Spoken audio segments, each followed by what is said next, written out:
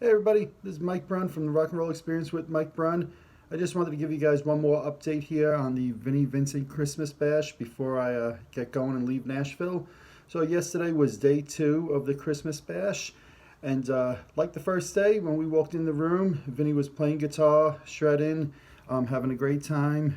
This particular time he was wearing makeup, and different than the first day, he was playing with a drum machine, and he had a guy up on stage playing bass with him, and just kind of went on, and he was just wailing all over the place, playing all different types of things. Definitely for those who are interested in is he shredding, that was definitely for Sunday, the shred session.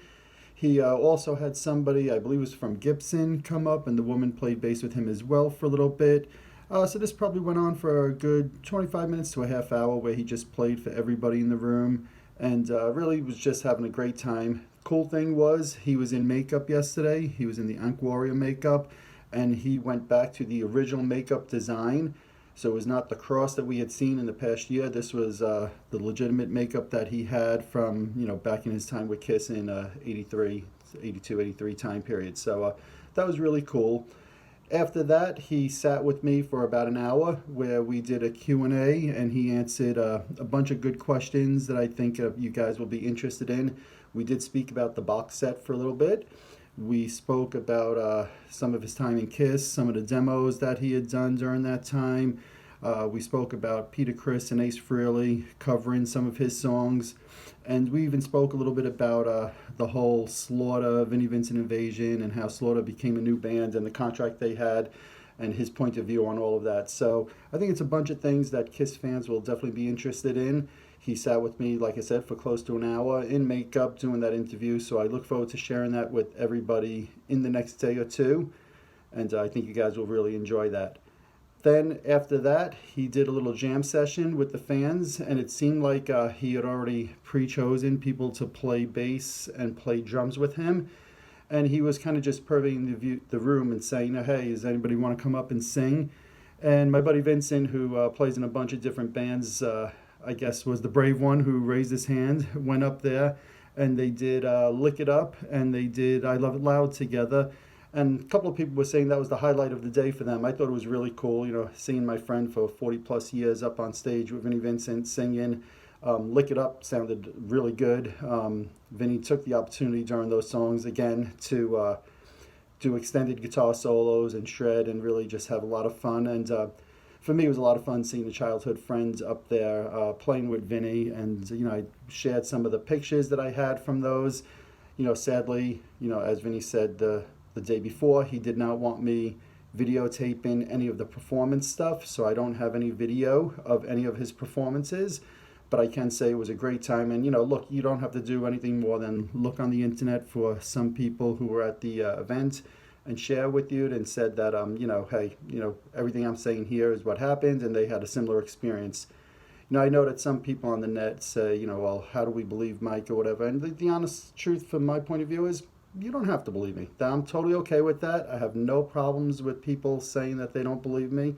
I'm simply reporting what it was I saw, and to me, it was a great time. If you close your eyes, you would have thought that it was, 1986 all over again. Vinnie was playing, as good as he did pretty much in the 80s. I heard no difference in my ears. Perhaps somebody else may, but to me, he sounded no different than he did in the 80s. And, he really, really can play and shred and all of that at this point. So if you have the opportunity to do one of these events, for me, I would strongly recommend that you do so. I had a few people ask me, what's the event like? And the best comparison that I could come up with is, think of like the Gene Simmons Vault experience, where Gene would come in, he'd play, he'd hang with fans, take pictures, sign autographs, have some food available for people to eat. To me, it really, really was very similar to that, with a much lower price point. So this was, 75% off, I'll say, of the Gene Simmons Vault experience. So for my money, well worth it. I think it was a great time. I think anybody who's interested in Kiss or interested in Vinnie Vincent would have a great time. But it's probably not for everybody, and that's cool. The Vault wasn't for everybody also, but if you're into this kind of thing, to me, it was well worth it. See him play over 2 different days.